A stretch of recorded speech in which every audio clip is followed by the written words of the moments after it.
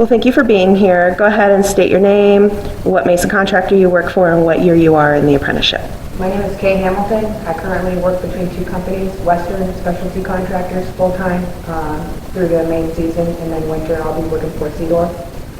And what was the other question? What year is your apprenticeship? I'm an apprentice too. Okay. Or two, sorry.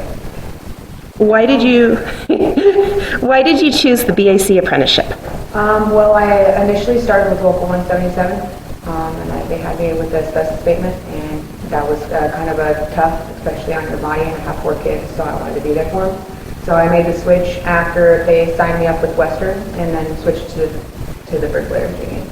So how did you find out about the BAC apprenticeship? The company that I worked for took both Local 177 and the Local 3, and then I initially switched probably like 2 months after I got on the job. Okay, and what have you learned so far in your apprenticeship? From here, it would be more of like the tedious stuff to do. A lot of the stuff I've had prior knowledge before coming here, and on PCC as well, so pointing, caulking, and cleaning, so I don't lay much block work or brick. So can you explain what the PC is for the students listening? So pointing, caulking, and cleaning, so basically you'll be doing tuck pointing for like restoration work. So if there's old bricks that need to be re-put in, you'll take out the old stuff like that. And then caulking and cleaning. And so what else have you learned in your internship so far? There's a lot of help here. If you have questions, that you need to ask them, otherwise you're not going to learn. Okay, and what qualities do you need to be a good bricklayer?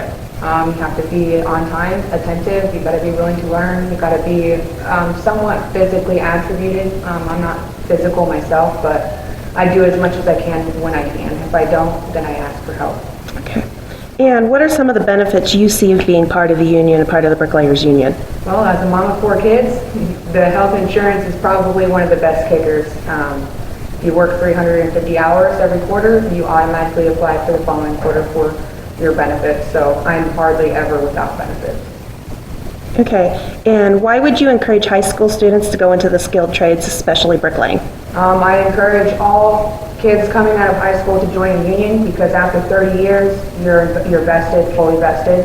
You get to retire in 30 years if you want to. Not saying, hey, retire after you're 50, but the more time you have in, the more money you're going to have for yourself in the long run. After 30 years, your pension is $1.5 million. Okay, and I got another question for you that wasn't on the list, but before you entered the union, did you realize what the pay scale and the benefits were that the union afforded, or did that kind of come as a surprise? I kind of did. So when I started working when I was 14, so I did a lot of cashier jobs and stuff like that. I wasn't making ends meet. I did have family that was union, so my stepdad, he's an electrician, worker, so he did kind of push me, and then finally I came after working in construction for 3 years.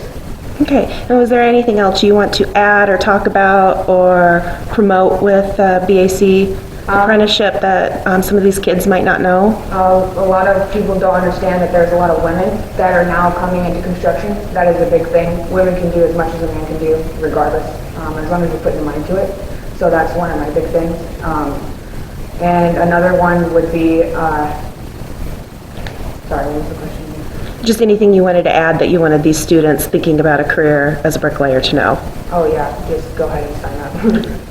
That's it. All right, thank you so much for being here.